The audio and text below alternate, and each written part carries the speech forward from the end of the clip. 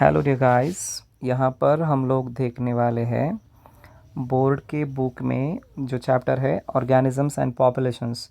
तो उसमें page number 294 के ऊपर कुछ कॉन्सेप्ट दी है हैबिटेट के बारे में, तो ये हम देखेंगे।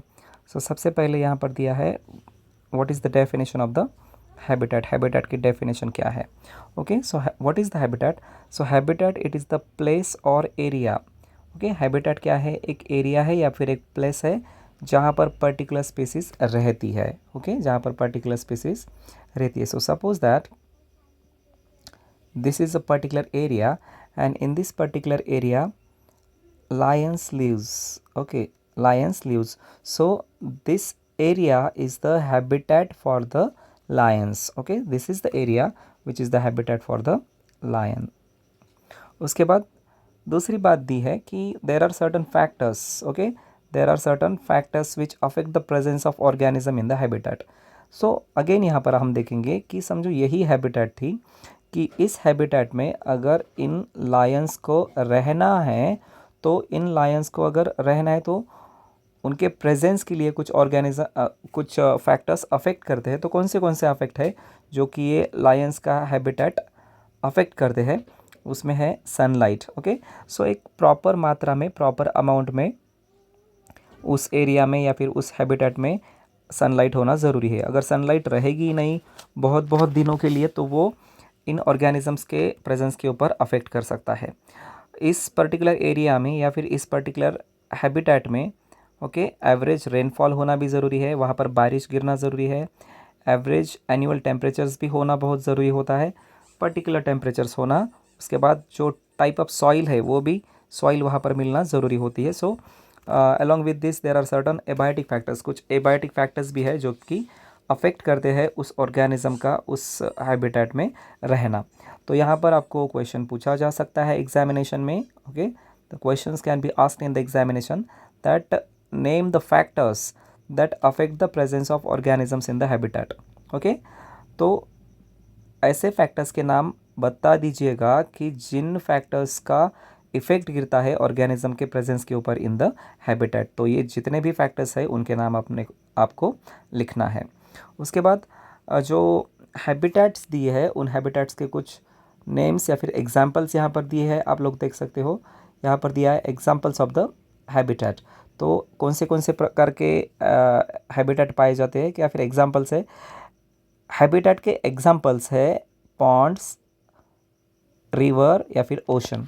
तो पॉन्ड मतलब एक बहुत ही छोटा सा रहता है, उसको पॉन्ड कहते हैं। रिवर बड़ी होती है और ओशन उससे भी बड़ा होता है। So these are the habitats.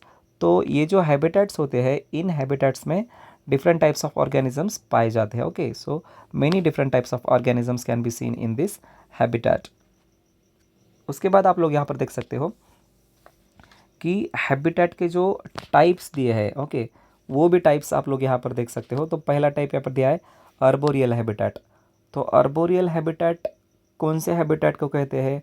कि एक ऐसा हैबिटेट, ओके, एक ऐसा हैबिटेट जिसमें एनिमल्स, ओके, या फिर प्लांट्स ट्रीज़ के ऊपर रहते हैं। ओके, एनिमल्स और प्लांट्स ट्रीज़ के ऊपर रहते हैं। सिर्फ ऐसा ही नहीं होता कि सिर्फ एनिमल ही ट्रीज़ के ऊपर रहते हैं, but along with animals there are certain creepers, there are certain plants which also can live on the trees. तो ट्रीज़ के ऊपर रहने वाले एनिमल्स और प्लांट्स ये कॉन्स्टिट्यूट करते हैं अर्बोरियल हैबिटेट का।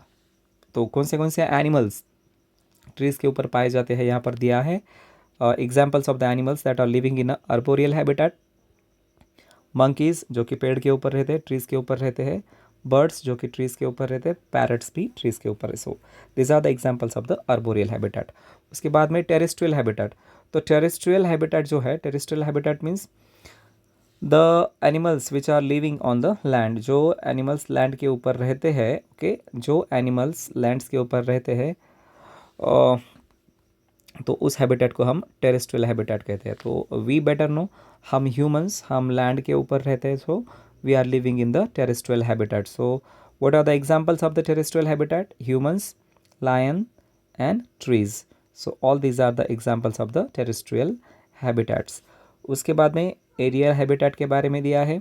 ओके, एरियल हैबिटेट में क्या है, the animals that spend their most of the times in flying in the air. तो जो एनिमल्स उनका ज़्यादा से ज़्यादा जो टाइम है वो हवा में फ्लाई करते समय गुजारते हैं, तो ऐसे एनिमल्स के हैबिटेट को हम एरियल हैबिटेट कहते हैं। So that is called as the aerial habitat. Aerial habitat के एग्जांपल्स कौन से हैं, या फिर एरियल हैबिटेट में कौन से एनिमल्स रहते हैं, तो बैट है और बर्ड्स है। So bats and birds, these are the two examples of the aerial habitat. उसके बाद एक्वाटिक हैबिटेट के बारे में दिया है। So what is the aquatic habitat? तो एक्वाटिक हैबिटेट मतलब एक ऐसा हैबिटेट जिसमें ऑर्गेनिजम्स पानी में रहते हैं, राइट? तो ऑर्गेनिजम्स और animals they are living in the water, so such type of habitat is called as the aquatic habitat. तो एक्वाटिक हैबिटेट के एग्जांपल्स कौन से हैं? Fish, whales and algae, these are the examples of the aquatic habitat। और aquatic habitat के बाद अगला last यहाँ पर एक पॉइंट हमने समझाया है, कंसेप्ट हमने समझाई है, वो है माइक्रो हैबिटेट। अब माइक्रो हैबिटेट किसे कहते हैं? ओके, माइक्रो हैबिटेट किसे कहते हैं? सपोज दैट ये एक लार्जर हैबिटेट है, this is the larger habitat. Okay, this is the larger habitat, और इस लार्जर हैबिटेट में एक छोटा सा पार्ट है। सपोज दैट इस लार्जर हैबिटेट में ये एक छोटा सा पार्ट है, जिस पार्ट में जिस पार्ट में कुछ ऑर्गेनिजम्स रहते हैं।